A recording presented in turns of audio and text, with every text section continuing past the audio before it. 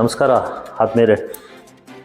ಏನು ಈ ದಿನ ಊಡಿ ಭಾಗದಲ್ಲಿ ಭಾರತೀಯರ ಸೇವಾ ಸಮಿತಿ ಸಂಸ್ಥಾಪಕ ರಾಷ್ಟ್ರೀಯ ಅಧ್ಯಕ್ಷರು ಆಗಿರತಕ್ಕಂಥ ಡಾಕ್ಟರ್ ರಾಮಚಂದ್ರ ಊಡಿ ಚಿನ್ನಿರವರು,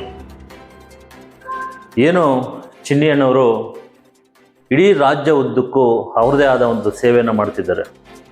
ಬಡವರ ಪರವಾಗಿ, ಬೀದಿ ಬದಿ ವ್ಯಾಪಾರಿಗಳ ಪರವಾಗಿ, ಹಾಗೆ ಏನು ಆಟೋ ಚಾಲಕರ ಪರವಾಗಿ ಪ್ರತಿಯೊಂದು ಸೇವೆಯಲ್ಲೂ ಸಹ ಭಾರತೀಯರ ಸೇವಾ ಸಮಿತಿ ಮುಂದೆ ಇರುತ್ತೆ. ಹಾಗೆ ಈ ದಿನವೂ ಏನು ಆ ಊಡಿ ಭಾಗದಲ್ಲಿ ಅಲ್ಲಿ ಏನು ಈ ಬೀದಿ ಬದಿ ವ್ಯಾಪಾರಿಗಳು, ಆ ಫುಟ್ಪಾತ್ ರಸ್ತೆಗಳು ಏನಿರುತ್ತೆ ಆ ರಸ್ತೆಗಳನ್ನ ಆ ಬೇರೆ ಬೇರೆ ಅಲ್ಲಿ ಸ್ವಲ್ಪ ಪ್ರಭಾವಿ ವ್ಯಕ್ತಿಗಳು ಅದನ್ನು ಒತ್ತುವರಿ ಮಾಡಿಕೊಂಡು ಅವ್ರದ್ದೇ ಆದ ಒಂದು ಸ್ವಂತ ಜಾಗಗಳ ಥರ ಆಡ್ತಿರ್ತಾರೆ. ಈ ಬಡವರು ಏನು ಬೀದಿ ಬೀದಿ ವ್ಯಾಪಾರಿಗಳು ಬೀದಿಗೆ ಬಂದು ನಿಂತಿರ್ತಾರೆ, ಅವ್ರ ಪರವಾಗಿ ಧ್ವನಿ ಎತ್ತಲಿಕ್ಕೆ ಆ ಕಡೆ ಹೋಗ್ತಾರೆ. ಅಲ್ಲಿ ಏನು ಆ ಕಿಡಿಗೇಡಿಗಳಿದ್ದಾರೆ ಅವ್ರ ಪರವಾಗಿರುವಂಥ ಕೆಲವರು ಅವ್ರ ಮೇಲೆ ಹಲ್ಲೆ ಮಾಡಲಿಕ್ಕೆ ಹೊರಟಿರ್ತಾರೆ. ಅಲ್ಲೂ ಕೂಡ ಅವ್ರಿಗೆ ಗಾಯ ಆಗುತ್ತೆ.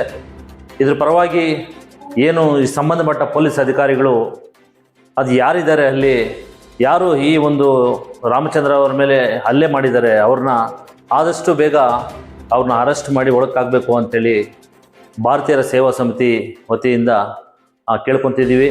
ಇದೇನಾದರೂ ಆದಷ್ಟು ಬೇಗ ಆ ಅಪರಾಧಿಗಳನ್ನ ನೀವು ಬಂಧಿಸಿಲ್ಲ ಅಂದರೆ ಉಗ್ರ ಹೋರಾಟಗಳು ಇಡೀ ರಾಜ್ಯ ಉದ್ದಕ್ಕೂ ನಡೀತವೆ ಅಂತ ಹೇಳ್ತಿದ್ದೀವಿ. ಯಾಕಂದರೆ ಭಾರತೀಯರ ಸೇವಾ ಸಮಿತಿ ಸಂಸ್ಥಾಪಕರು ರಾಮಚಂದ್ರ ಸರ್ ಅವರು ಇಡೀ ರಾಜ್ಯ ಉದ್ದಕ್ಕೂ ಬಡವರಿಗೆ ಎಲ್ಲಿ ಕಷ್ಟ ಇದೆಯೋ ಅಲ್ಲಿ ನಿಂತ್ಕೊಂತಾರೆ. ಯಾವುದೇ ಒಂದು ಇಡೀ ರಾಜ್ಯ ಉದ್ದಕ್ಕೂ ಏನು ಆ ಕರಾವಳಿ ಪ್ರದೇಶಗಳಾಗಿರ್ಬೋದು, ಏನು ಮಳೆ ಆ ಕೊಡಗು ಈ ಕಡೆ ಎಲ್ಲನೂ ಬಂದಿದ್ದಂಥ ಸಮಯದಲ್ಲಿ ಸಂಘಟನೆ ಕಡೆಯಿಂದ ಅವರ ಶಕ್ತಿ ಮೀರಿ ಆ ಒಂದು ಏನು ಆ ಬಡವರಿಗೆ ಒಂದು ಬಟ್ಟೆ ಆಗಿರ್ಬೋದು, ಮೆಡಿಸಿನ್ ಆಗಿರ್ಬೋದು, ಊಟ ತಿಂಡಿ ಆಗಿರ್ಬೋದು, ಇದನ್ನೆಲ್ಲನೂ ಸಪ್ಲೈ ಮಾಡಿದ್ದಾರೆ ಇಡೀ ರಾಜ್ಯ ಉದ್ದಕ್ಕೂ. ನಮ್ಮ ರಾಮನಗರದಲ್ಲೂ ಸಹ ಇಂಥ ಕಡೆ ಎಲ್ಲ ನಡೆದಿದ್ದಾರೆ. ಅವರು ವಿದ್ಯಾರ್ಥಿಗಳ ಪರ, ಬಡವರ ಪರ, ಹಿರಿಯರ ಪರ, ಶೋಷಿತರ ಪರ ಯಾವತ್ತೂ ಅವರು ಕೆಲಸ ಮಾಡ್ತಾರೆ. ಅಂಥವ್ರಿಗೆ ಯಾವುದೇ ಕಾರಣಕ್ಕೂ ಅಂಥ ಒಂದು ದೊಡ್ಡ ನಾಯಕರೇ ಆಗಿರತಕ್ಕಂಥ ಅವ್ರಿಗೆ ಒಂದು ಈ ಥರ ಅನ್ಯಾಯ ಆಗಿದೆ ಅಂದರೆ ಇನ್ನು ಸಣ್ಣ ಪುಟ್ಟ ಇರೋರಿಗೆಲ್ಲ ಅಲ್ಲಿ ಆ ಕಡೆ ಏನಾಗ್ಬೋದು ಆ ಪ್ರಭಾವಿಗಳಿಂದ. ದಯವಿಟ್ಟು ಹೇಳ್ತಾ ಇದ್ದೀವಿ, ಅವನ್ನ ಆದಷ್ಟು ಬೇಗ ಬಂಧಿಸಿ ಎಲ್ರಿಗೂ ನ್ಯಾಯ ಒದಗಿಸ್ಬೇಕಾಗಿ ಮನವಿ ಮಾಡ್ಕೊಳ್ತಾ ಇದ್ದೀವಿ.